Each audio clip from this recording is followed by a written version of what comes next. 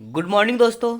आप सबका बहुत बहुत स्वागत है फिर से एक बार इस यूट्यूब चैनल में। अगर आप लोग फर्स्ट टाइम इस चैनल को विजिट किया है तो प्लीज़ चैनल को सब्सक्राइब कर लीजिए and press the bell icon for latest updates.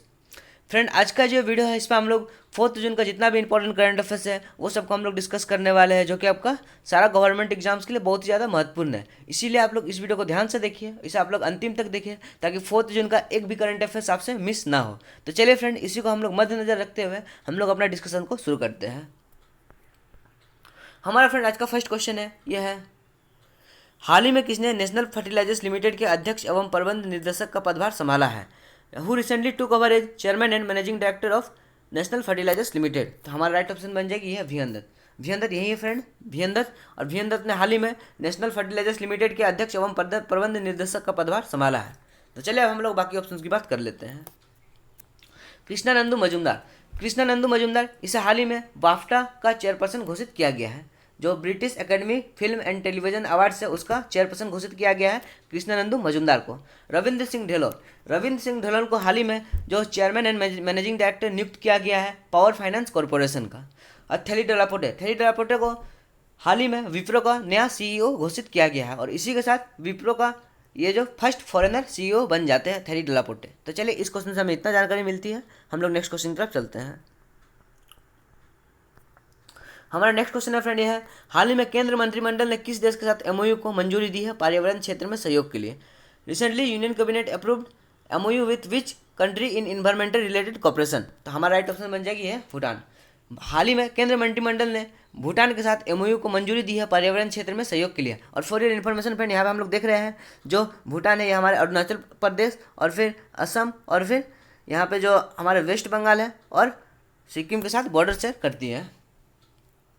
तो चलिए अब हम लोग बाकी ऑप्शंस की बात कर लेते हैं। नेपाल ने हाल ही में अपना न्यू मैप जारी किया है और फ्रांस और ऑस्ट्रेलिया के साथ हाल ही में भारत ने डिफेंस समझौता किया है और इसमें अभी बात भी चल रही है डिफेंस समझौता का, डिफेंस कॉपरेशन का। चलिए फ्रेंड, अब हम लोग नेक्स्ट क्वेश्चन की तरफ चलते हैं। हमारा फ्रेंड नेक्स्ट क्वेश्चन ये है चीन ने हाल ही में पीओके में 1124 मेगावाट की विद्युत परियोजना की निर्माण करने की घोषणा की है। इस परियोजना का नाम क्या है। China announce to set 1144 megawatt power project in PoK. What is its name. तो इसका जो नाम है फ्रेंड है Kohala hydro power project. China हाल ही में 1124 मेगावाट का प्रोजेक्ट को परियोजना को मंजूरी दी है कोहाला, जिसका नाम है कोहाला हाइड्रो पावर प्रोजेक्ट। और ये जो बनेगी ये आपका पीओके में बनेगी। और चलिए अब हम लोग बाकी ऑप्शन की बात कर लेते हैं। डायमर भाषण मल्टीपर्पज प्रोजेक्ट, इसे हाल ही में पाकिस्तान के द्वारा बनाया जा रहा है और इसको जो फंडिंग कर रहा है ये आपका चाइना फंडिंग कर रहा है और ये भी पीओके में बनाया जा रहा है पाकिस्तान ऑक्युपाइड कश्मीर में। उज मल्टी पावर प्रोजेक्ट ये हमारे इंडियन जम्मू कश्मीर में बन रहा है फ्रेंड और इसे ये जो उज नदी है उस पर बन रहा है। और इसके लिए सरकार ने, जो यूनियन सरकार है, जो हमारा सेंट्रल गवर्नमेंट है, उसने हाल ही में मंजूरी दे दी है इस परियोजना को और इसके लिए जो फ्रेंड पेमेंट है वो भी अप्रूव कर दिया गया है। चलिए अब हम लोग नेक्स्ट क्वेश्चन की तरफ चलते हैं। और यहाँ देख रहे हैं फ्रेंड, यही है हमारे जो पूरा जम्मू कश्मीर है और इसको जो पाकिस्तान दुर्भाग्यपूर्ण ये पाकिस्तान ने ऑक्युपाइड कर लिया है और ये भी पाकिस्तान ऑक्युपाइड है और यह चीन के द्वारा ऑक्युपाइड किया गया 1962 में। तो चलिए और ये देख लीजिए फ्रेंड, यही है हमारा भारत का जम्मू एंड कश्मीर। चलिए अब हम लोग नेक्स्ट क्वेश्चन की तरफ चलते हैं। हाल ही में किसे भारत का दूत नियुक्त किया गया फिनलैंड के लिए। Recently who has been appointed as India next ambassador to Finland. तो हमारा राइट ऑप्शन बन जाएगी है रवीश कुमार।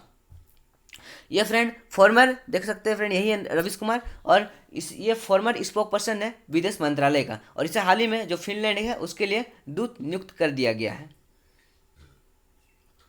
चलिए अब हम लोग बाकी ऑप्शन की बात कर लेते हैं। पी कुमारन को हाल ही में भारत का एम्बेसडर नियुक्त किया गया है सिंगापुर के लिए।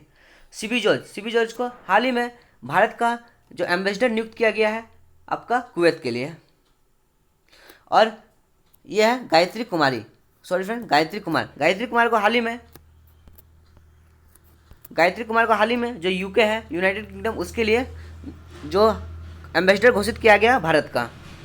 चलिए अब हम लोग नेक्स्ट क्वेश्चन की तरफ चलते हैं। हाल ही में किस बंदरगाह का नाम बदलने की प्रस्ताव को मंत्रिमंडल की मंजूरी मिल गई है। Recently which port trust naming has been approved by union cabinet. तो हमारा राइट ऑप्शन बन जाएगी है Kolkata port trust. For your information friend, हम आपको बताना चाहते हैं कि 11 जनवरी को हम लोग मनाते हैं नेशनल यूथ डे और और ये जो मनाया जाता है ये आपका विवेकानंद जयंती के उपलक्ष्य पे मनाया जाता है, नेशनल युद्ध राष्ट्रीय युवा दिवस। और इसी के शुभ अवसर पर जो हमारे प्रधानमंत्री मोदी जी है ये बेलूर मठ जो विवेकानंद का जो वहाँ पे एक आश्रम है जिसका नाम है बेलूर मठ में जो स्थित है, वहाँ पे गए थे। वहाँ पे जो वो नेशनल युद्ध डे मनाने के लिए गए थे, और तभी हाल ही में जो ये घोषणा किया गया था, जो श्यामा प्रसाद जो कोलकाता पोर्ट ट्रस्ट है इसका नाम बदल के श्यामा प्रसाद मुखर्जी पोर्ट ट्रस्ट किया जाएगा, और अभी इसे हाल ही में केंद्रीय मंत्रिमंडल की मंजूरी मिल गई है। चलिए अब हम लोग बाकी पोर्ट की बात कर ले। जवाहरलाल नेहरू पोर्ट ये आपका फ्रेंड मुंबई में स्थित है। मुंबई में स्थित है जवाहरलाल नेहरू पोर्ट, ये बहुत ही ज़्यादा इंपॉर्टेंट आपके लिए। पारादीप ये आपका उड़ीसा में स्थित है फ्रेंड, और मार्मागांव ये आपका गोवा में स्थित है। इसको आप रिलेट कर सकते हैं GAO गोवा बोल सकते हैं इसे, और ये गोवा में स्थित है। इसी तरह से आप लोग याद रख सकते हैं। चलिए अब हम लोग नेक्स्ट क्वेश्चन की तरफ चलते हैं। हाल ही में किस ऑटोमोबाइल कंपनी ने ऑनलाइन खुदरा मंच क्लिक टू बाय शुरू किया है? Recently which automobile company launch one online platform click to buy? तो हमारा राइट ऑप्शन बन जाएगी ये हुंडई ने फ्रेंड एक हाल ही में एक ऑनलाइन प्लेटफॉर्म की शुरुआत की है जिसका नाम है क्लिक टू बाय, और ये ऑनलाइन कार बिकने के लिए है। तो चलिए अब हम लोग मारुति सुजुकी की बात कर लेते हैं। मारुति सुजुकी फ्रेंड इसने हाल ही में बाय नाउ पे लेटर ऑफर को लॉन्च किया है, और इसके लिए चोलामंडलम फाइनेंस एंड कॉर्पोरेशन के साथ इसने समझौता किया है मारुति सुजुकी ने। और हाल ही में जो मारुति सुजुकी आपका ICICI बैंक और HDFC बैंक के साथ भी समझौता किया है। तो इस क्वेश्चन से हमें इतना जानकारी मिलती है, ये सब पॉइंट्स आप लोग ध्यान में रखिएगा। और साथ ही में जो ये हमारे इस क्वेश्चन का ये जो क्लिक टू बाय वाला है इसे आप लोग ध्यान में रखिएगा। इसने हुंडई ने शुरू किया है ये प्रोग्राम को। चलिए अब हम नेक्स्ट क्वेश्चन की तरफ चलते हैं। हाल ही में अमेरिकी राष्ट्रपति डोनाल्ड ट्रंप ने किस राजनेता को G7 शिखर सम्मेलन में निमंत्रित किया है? Recently American president Donald Trump invited which leader for G7 summit? यहाँ पे देख रहे हैं फ्रेंड, ये हमारे प्रधानमंत्री मोदी जी हैं, और इसको हाल ही में अमेरिकी राष्ट्रपति डोनाल्ड ट्रंप ने G7 शिखर सम्मेलन के लिए आमंत्रित किया गया है। और इसे हाल ही जो इसे होगा ये आपका सितंबर 2020 में अमेरिका में हो रहा है ये जो G7 सम्मेलन है। और चलिए अब हम लोग ऑप्शन की बात कर लेते हैं। नरेंद्र मोदी यहाँ का हम जानते हैं फ्रेंड, यहाँ भारत के प्रधानमंत्री है। स्कॉट मॉरिसन ये आपका ऑस्ट्रेलिया का प्रधानमंत्री है। और व्लादिमीर पुतिन ये आपका रशिया का प्रेसिडेंट है। और मून जाए इन ये आपका साउथ कोरिया का प्रेसिडेंट है। चलिए फ्रेंड अब हम लोग बात कर लेते हैं कि ये सब राजनेता का नाम हम लोग क्यों जिक्र किया है। क्योंकि फ्रेंड जो ट्रंप है उसने कहा है, रिसेंटली एक घोषित किया है कि G7 ये बहुत ही आउटडेटेड हो गया, बहुत ही पुराना हो चुका है, और ये जो वर्ल्ड का जो नीड है, जो उसका ज़रूरत है उसको फुलफिल नहीं कर पा रहा है। इसीलिए जो G7 है उसको या तो फिर G10 बनाया जाएगा या तो फिर G11 बनाया जाएगा।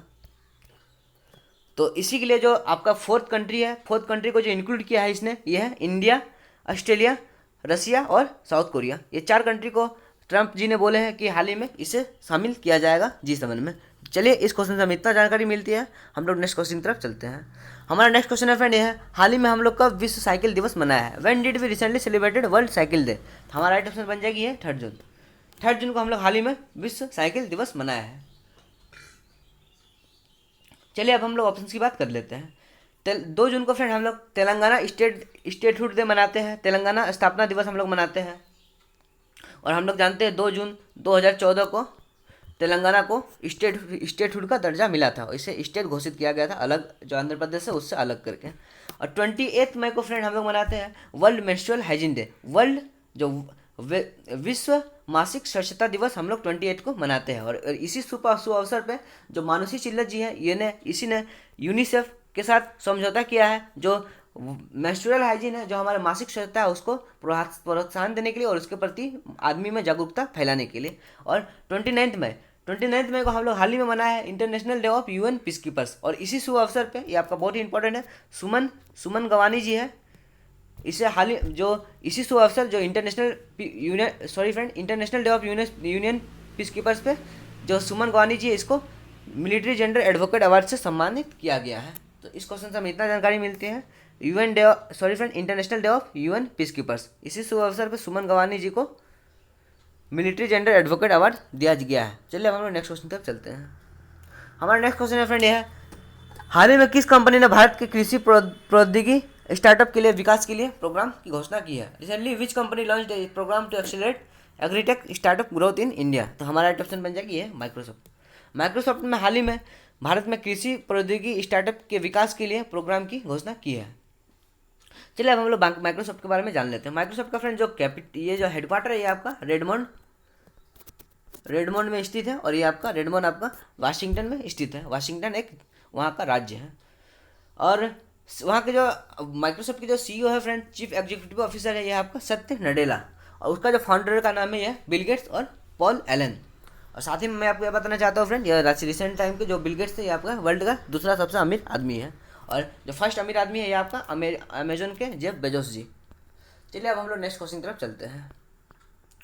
हमारा नेक्स्ट क्वेश्चन है फ्रेंड ये है, हाल ही में विश्व बैंक ने किस देश को 188 मिलियन देने की घोषणा की है पर्यावरण संरक्षण के लिए? World bank recently lent 188 million to which $188 million to which country to address environmental degradation.